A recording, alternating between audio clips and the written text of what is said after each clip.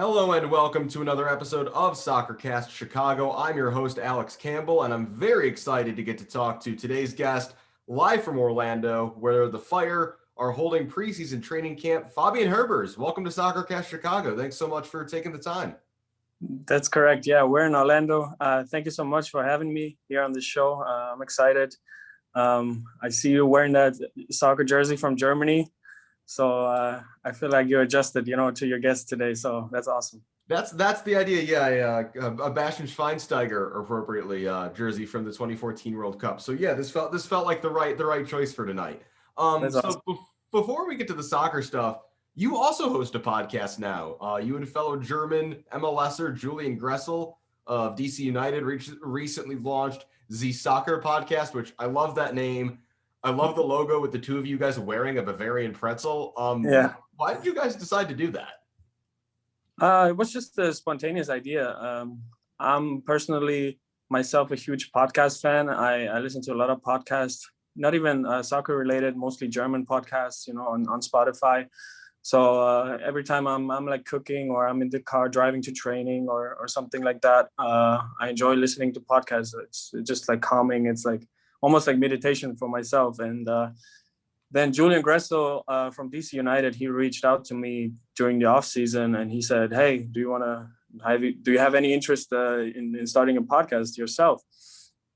I said, I've never really considered it. I never really thought about it, but now that I give it some thought, I mean, why not? Like, I feel like we have so much time as soccer players, and I feel like it's a very interesting perspective for the fans to hear the perspective of a soccer player. I mean, it's always interesting as well to hear from journalists and experts, of the game. But I feel like if you hear from players how certain situations are going, on and off the field, I think it's a very, very exciting perspective for the neutral fan or even for Chicago Fire fans as well. How a guy on the field sees certain situations. So yeah, we decided to give it a go. And now we're like four or five episodes deep, and yeah, we're having fun with it, and no, it's going good so far. It definitely seems like it, and you guys have touched on, what you've been up to this off season. You've talked CBA. We'll get into that later. You guys have talked about how you've met, kind of your origin story. What's kind of your guys' plan for the show? Are you guys going to be talking about, goings on in MLS on the field, off it? Just more or less kind of bringing your guys' perspective to whatever the soccer news of the day is. What can fans look forward to on the show? Yeah, obviously, we try to cover mostly MLS and American soccer. That's our target audience, because that's our daily business and that's what we're most involved at, and that's what we're mostly experts at. And so yeah, I try to cover mostly that, but here and there, there's some funny stories that happened to me or to Julian. We try to share those. And certainly international soccer as well, and cultural challenges as well for foreigners in the country. And we try to cover actual topics like that are very recent. It was like a Valentine's Day, and I gave like a little Valentine's Day story, that I experienced, and I feel like it's interesting.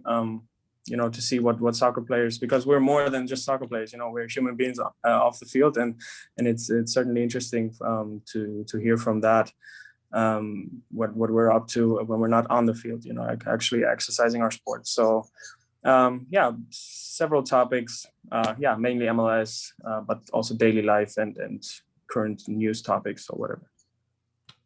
I think this is pretty relevant to, I guess, daily life, current news. You mentioned on one of the episodes of the podcast that you went back and spent some time back in Germany this offseason. I imagine you probably do that every year, but, amid, the ongoing pandemic and kind of the strangeness of the world at the moment, what was it like going back home this time? How was your family doing? And did it feel different or weirder or, at all strange when you had to come back to the U.S. this time versus what it feels like to normally come back for preseason?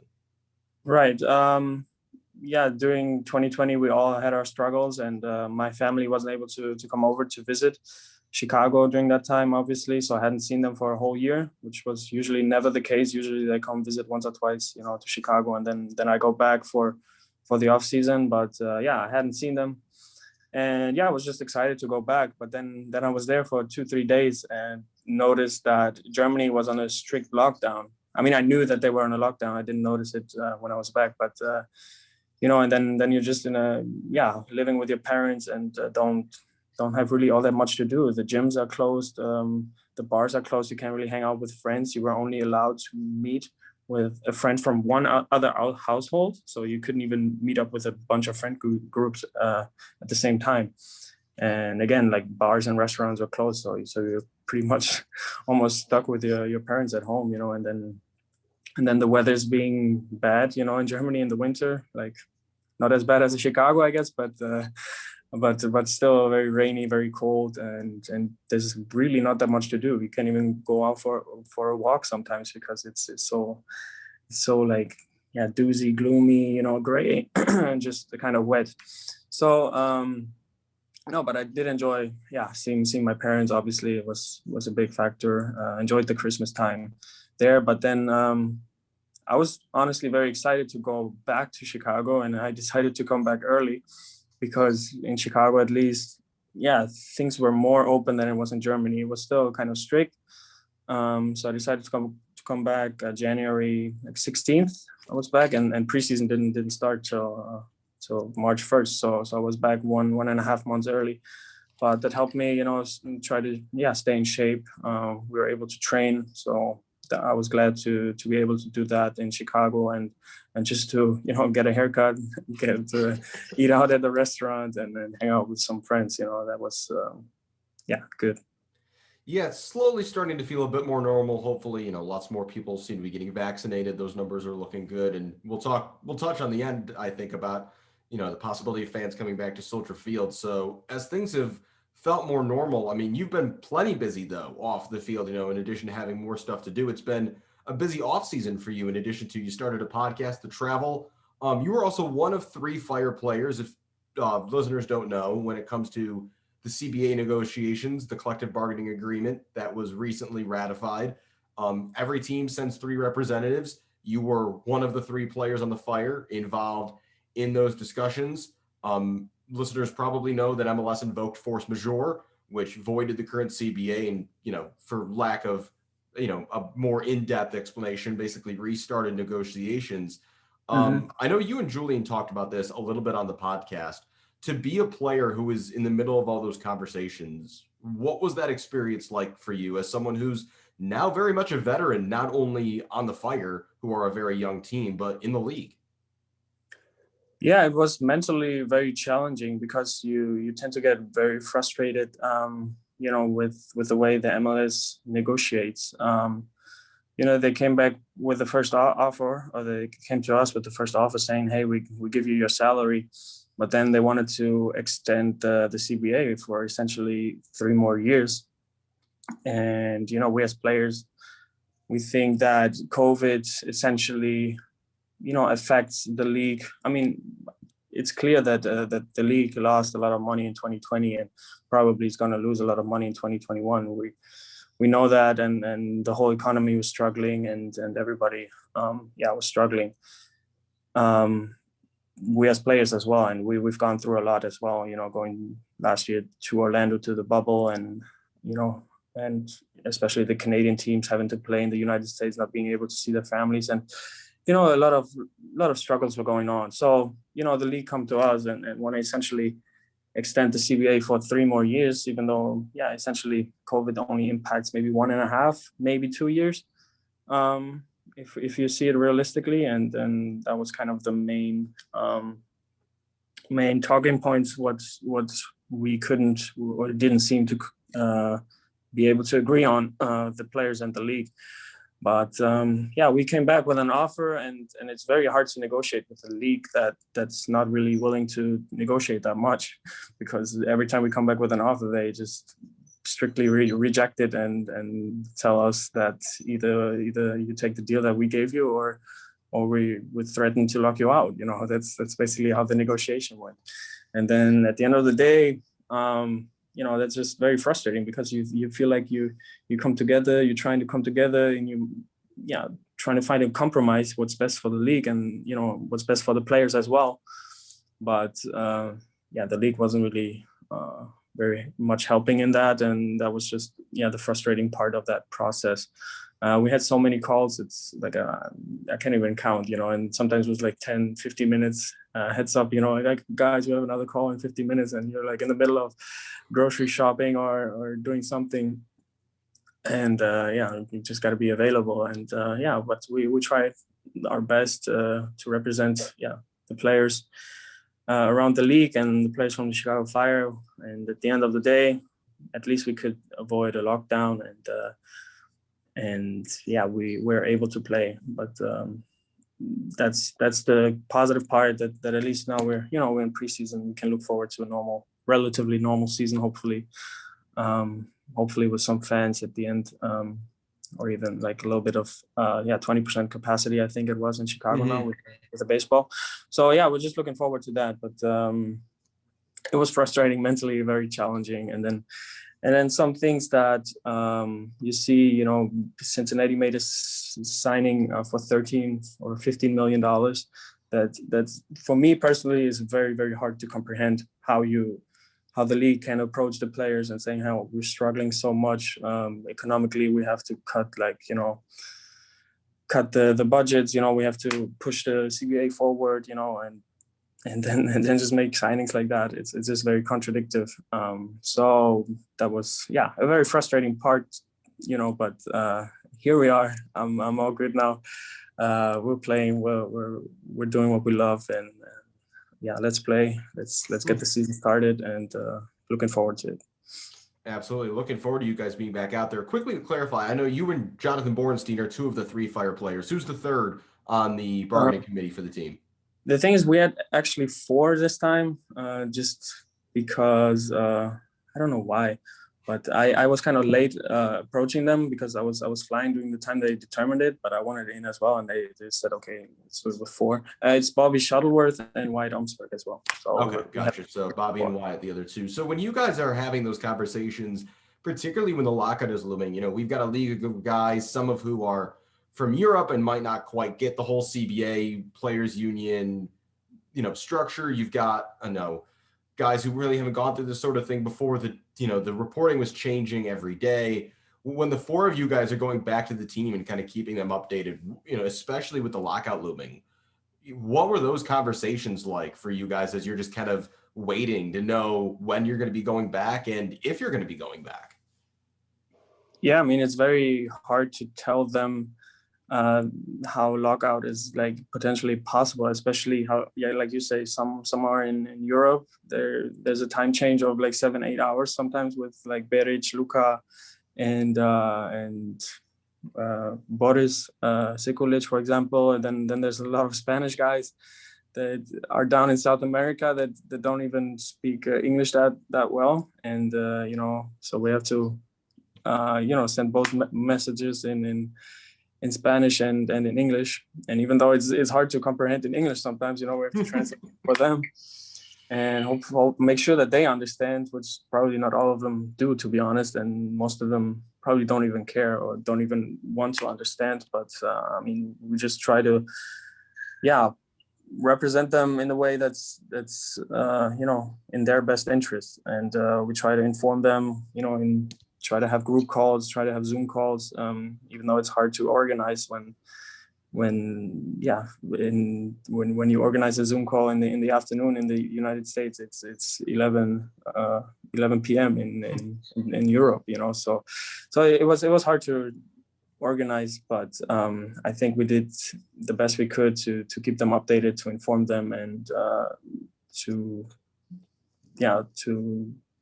really reach out to them how lockout would be possible and how to prepare for that. But at the end of the day, we got a deal done, and I feel like everybody's happy with that as of now, at least. Good to hear for now. And like I said, we're looking forward to seeing you guys back out on the field. Let's talk some 2021 now. I know I asked you about this during Fire Media Week, but was hoping we could get a little more in depth here. You're one of the guys who was on the Fire in 2019. You didn't know what role you were going to be playing under Rafa Wicki when he came in as the new coach. And throwing in the pandemic and everything else, there was so much change and kind of some chaos at the start of 2020. Now that you guys are a little bit into preseason, you've had one preseason friendly already. How do you personally feel this year compared to last year? And what do you think the vibe of the team is right now compared to where it was a year ago? Yeah, it felt like last year there was a very very high turnover with a lot of the coaching staff changes, and a lot of the players were changing as well. So it felt like a completely new group of players that you were essentially playing with. So right now, coming in 2021, the team didn't change all that much. The staff is still the same, so it feels a lot more familiar, and I feel like we're starting more advanced. We know each other, we know what the coaches want from us, and I think it doesn't take that much time to integrate just three players. So I think like we're further ahead right now than we were last year at that point, that stage in preseason. And I think that helps us to connect on the field. Everybody knows their roles. You don't have to adjust to completely new players to see what their strengths are, what their weaknesses are. It always takes like 4 or 5 games to see what new players are capable of, and what they like. If they like the ball in the foot, or if they rather make a run. If they're comfortable on the ball, or if you rather give it to them when they have more time and space. So all those little details on the field matter, and I feel like at this point we're way further ahead.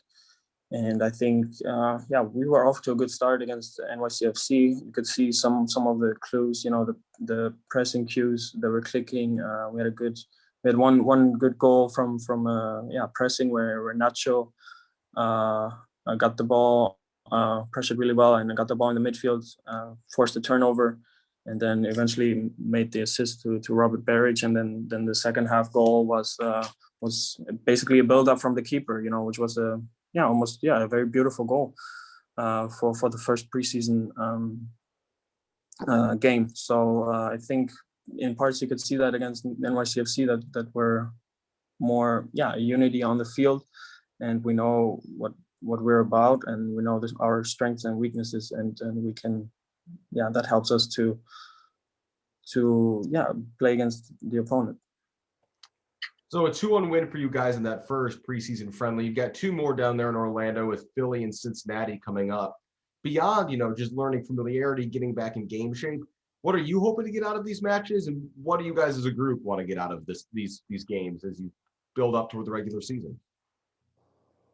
Yeah, obviously you want to win. When you're on the field, you want to win. But that's not the first objective here. You want to gain the game fitness. I feel like pretty much everybody played 45 minutes the other day, and you want to get your minutes in, and I feel like it helps Rafa more, to evaluate who's ready, and to see who he can trust, to find his starting 11, and to figure that out for the first official game at home at Soldier Field. So out of these games, you play mostly MLS competition, so it's good, to gain game fitness, maybe to try some guys on different positions even, and to integrate the new guys as well with Ofor, Stanislav, and John Espinosa, to see how they fit in, and then to integrate them into the team.